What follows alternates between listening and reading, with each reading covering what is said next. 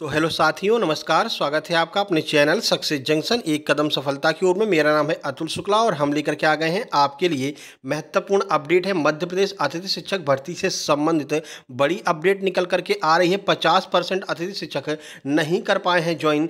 कल है आखिरी दिन, 17 अगस्त जो है वो आखिरी दिन है पुराने शिक्षकों का ज्वाइन करने का। इसके बाद में नए शिक्षकों की ज्वाइनिंग शुरू हो जाएगी। तो क्या जो 50% शिक्षकों के पद अब बचे हुए हैं, क्या उस पर नए अतिथि शिक्षक अप्लाई कर पाएंगे, या ये 50% बचे हुए पदों पर फिर से पुराने शिक्षकों को ज्वाइनिंग के लिए मौका दिया जाएगा और इस ज्वाइनिंग की डेट को आगे बढ़ाया जाएगा। अब आगे क्या होने वाला है, नए वाले कब से करेंगे आवेदन, ये सारी जानकारी हम आपको देने वाले हैं। उससे पहले वीडियो को लाइक करके चैनल को सब्सक्राइब जरूर कर देना, जिससे कि मध्य प्रदेश में होने वाली सभी भर्ती की जानकारी सही समय पर आप तक पहुंच सके। तो चलिए देखते हैं क्या नई अपडेट निकल करके आई है। देखिए, अब तक 50% लोग भी अप्लाई नहीं कर पाए हैं। अंतिम तारीख है 17, ठीक है। पद खाली होने के बाद भी वैकेंसी नहीं दिखा रहा है पोर्टल।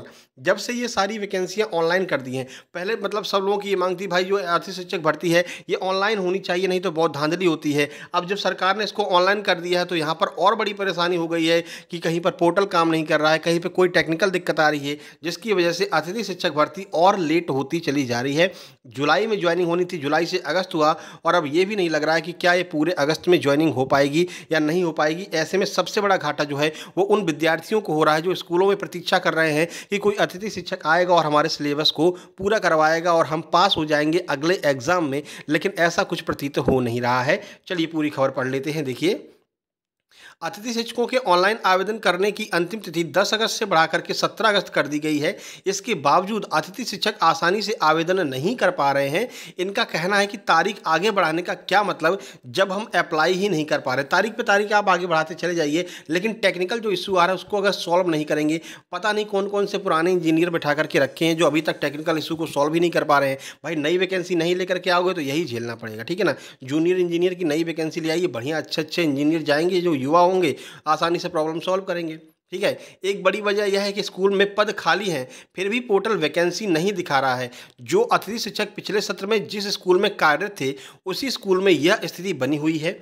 1 अगस्त से इनके आवेदन आमंत्रित करने की प्रक्रिया शुरू हुई थी। मंगलवार को 13 दिन बीत गए। हालत यह है कि अभी तक 50% लोग भी अप्लाई नहीं कर पाए हैं। राम बाबू सेन ने बताया कि वे विज्ञान विषय में पिछले सत्र में थे। उन्होंने पोर्टल पर जब अप्लाई किया तो लिखा आया कि वर्तमान सत्र में आपको आमंत्रित नहीं किया जा सकता है। रीजन भी नहीं बताया कि क्यों आमंत्रित नहीं कर रहे हैं, ठीक है।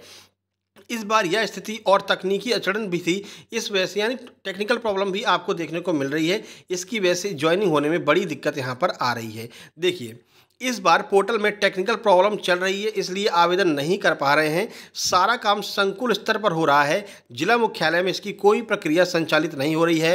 राम कुमार ठाकुर डीईओ विदिशा का कहना है। जब यहाँ पर आवेदक डीईओ से मिलने गए तो डीईओ ने कहा भाई ऐसा है, ये सब कुछ जो हो रहा है वो संकुल स्तर पर हो रहा है, जिला स्तर पर इसका कोई काम नहीं है, तो हम आपकी कोई मदद नहीं कर सकते हैं।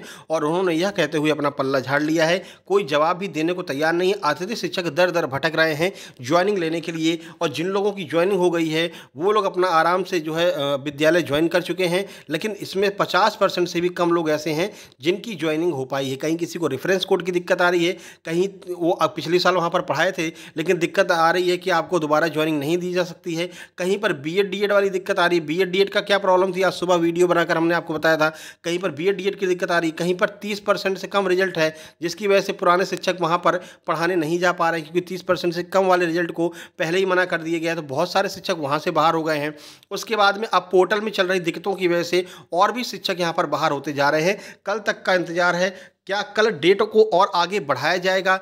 डेट बढ़ाते रहने से कोई मतलब नहीं है। जब तक आपका टेक्निकल एरर जो है उसको सही नहीं किया जाएगा, तब तक डेट बढ़ाते रहने से ये प्रक्रिया और लंबी होती चली जाएगी और जो सिलेबस है बच्चों का उनको सबसे ज़्यादा नुकसान का सामना करना पड़ेगा, ठीक है। तो जल्द ही यह जो अपडेट है वो सरकार तक पहुंचेगी और सरकार इस पर कोई ना कोई जो है आदेश निकालेगी। या तो डेट को बढ़ाया जाएगा या फिर टेक्निकल इशू को आज में सॉल्व कर लिया जाएगा और कल से ज्वाइनिंग शुरू हो जाएगी। जैसा भी होता है उसकी जानकारी हम आपको तुरंत देंगे। इसके लिए ज़रूरी है कि आप चैनल को सब्सक्राइब जरूर कर लीजिए और अपने दोस्तों तक शेयर कर दीजिए। साथ ही साथ में नीचे टेलीग्राम चैनल की लिंक दी गई है, टेलीग्राम चैनल को जरूर ज्वाइन कर लेना।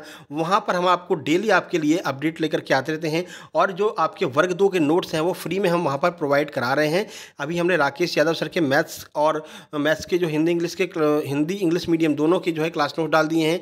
इसके अलावा इंग्लिश की नीतू मैम की वॉल्यूम 1 जो बुक है वो पीडीएफ फॉर्म में पूरी की पूरी बुक डाल दी है। इसके अलावा एनसीईआरटी के नोट्स सोशल साइंस के भी हमने डाल दिए हैं। वो लोग आप फ्री में जाकर के वहाँ पर आप लोग डाउनलोड कर सकते हैं, वर्ग 2 और वर्ग 3 वाले। चलिए, जैसे कोई अपडेट आएगी हम तुरंत आपको सूचित करेंगे। मिलते हैं किसी नई अपडेट के साथ में, तब तक के लिए नमस्कार, धन्यवाद।